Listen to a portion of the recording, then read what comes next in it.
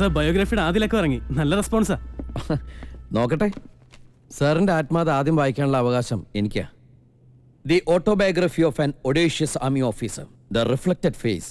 It is propose to make rummages through the past and evaluate. Biography വേണ്ട, ഒരു മണ്ണങ്ങട്ടേ വേണ്ട. Get lost. Akbar Ali അങ്ങനെ പോവില്ലല്ലോ sir. അയാൾ എന്റെ ആളല്ലേ.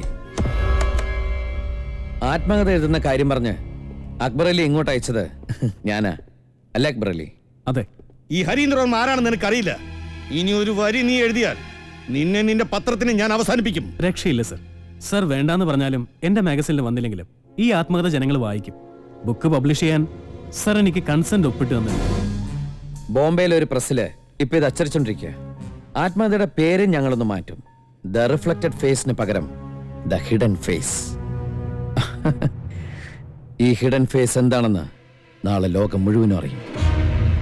അത് അക്ബർ അലി എഴുതിയിട്ടാവില്ല അറിയാ, മേജർ സാറോ ഞാനോ പറഞ്ഞിട്ടാവില്ല, ജനറൽ സാബ് തന്നെ പറയും. നാളെ ക്ഷണിച്ചു വരുത്തിയ അതിഥികൾക്ക് മുമ്പിൽ, മകളുടെയും ഭാര്യയുടെയും അമ്മയുടെയും എല്ലാവരുടെയും മുമ്പിൽ നിങ്ങൾ തന്നെ സമ്മതിക്കും. കുറ്റസമ്മതം, കൺഫെഷൻ. അതായിരിക്കും ഹരീന്ദ്രവർമ്മയുടെ ആത്മകഥയുടെ അവസാനത്തെ അധ്യായം. എന്നിട്ട് ഈ രാജ്യം നിങ്ങൾക്ക് നൽകിയ പരമോന്നത ബഹുമതികൾ നിങ്ങൾ തന്നെ ഇന്ത്യൻ പ്രസിഡന്റിന് തിരിച്ചു നൽകും. ഇന്ത്യയിലെ 100 കോടി ജനങ്ങളോട് നിങ്ങൾ പരസ്യമായി മാപ്പ് പറയും. പറയും ജനറൽ സാർ, നിങ്ങൾ പറയും. നിങ്ങളെ കൊണ്ട് പറയിപ്പിക്കും ഞാൻ. ഇതൊരു ഒളിയുദ്ധമല്ല, നേർക്ക് നേരെ നിന്നുകൊണ്ടുള്ള നമ്മുടെ അവസാനത്തെ യുദ്ധം. The last war. The last war. നാളെ അയാൾ പറയാൻ തയ്യാറായില്ലെങ്കിലോ? പറയും. അതല്ലാതെ അയാൾക്ക് വേറെ വഴിയുണ്ടോ?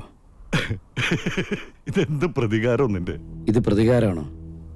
പ്രതികാരമാണെങ്കിൽ ഞാൻ അയാളെ കൊല്ലല്ലേ വേണ്ടത്. എങ്കിൽ ഞാനത് പണ്ടേ ചെയ്യേണ്ടതല്ലേ.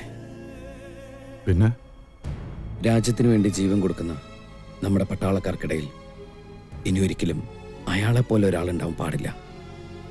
അതയാൾ ഏറ്റു പറയണം. അതിന് അയാളുടെ മരണത്തെക്കാൾ 1000 മടങ്ങ് വിലയുണ്ടാവും. കാറ്ററിംഗിന്റെ ഏർപ്പാടൊക്കെ എങ്ങനെയാ ദാസപ്പ? അത് നമ്മുടെ അശോകേട്ടനെ വിളിച്ച് ഏർപ്പാടാക്കിയിട്ടുണ്ട്.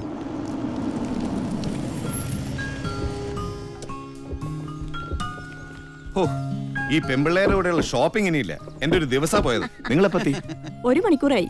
അങ്കിളിനെ കണ്ടില്ലേ അച്ഛാ? കണ്ടു. മൂപ്പർക്ക് എന്തോ ഒരു ഉത്സാഹക്കുറവ്. എന്തു പറ്റി? എനിക്കും തോന്നി. എന്താ അമ്മേ കാര്യം? എന്തെങ്കിലും ചെറുത് മതിയിലോ. ആ മേജർ വന്നത് ഇഷ്ടായില്ല തോന്നുന്നു. ഒരു മഹാകുടിയൻ.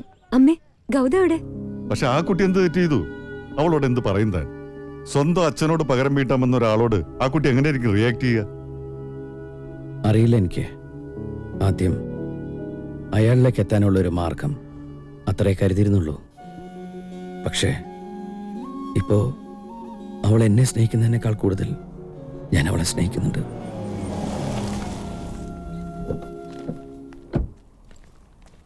അച്ഛമ്മ അന്വേഷിക്കുന്നുണ്ട്. ഹലോ, ഇയാളെന്നെ അറിയോ? അമ്മ പറഞ്ഞു വന്നിട്ടുണ്ടെന്ന്. കുട്ടിയായിരുന്നപ്പോ കണ്ടല്ലോ. അന്ന് മോളെന്റെ ക്യാറ്റങ്ങളെന്നാ വിളിച്ചിരുന്നത്. ചെറിയ ഓർമ്മയുണ്ട്. ഷോപ്പിങ്ങിന് വിളിച്ചിട്ട് വന്നില്ലല്ലോ, അതുകൊണ്ട് ഞാൻ അല്പം ഫ്രീഡം എടുത്തു. നാളെ എൻഗേജ്മെന്റിന് ഇടാൻ എന്റെ വക ഡ്രസ് വാങ്ങി. നോക്ക്, ഇഷ്ടപ്പെടാൻ വഴിയില്ല.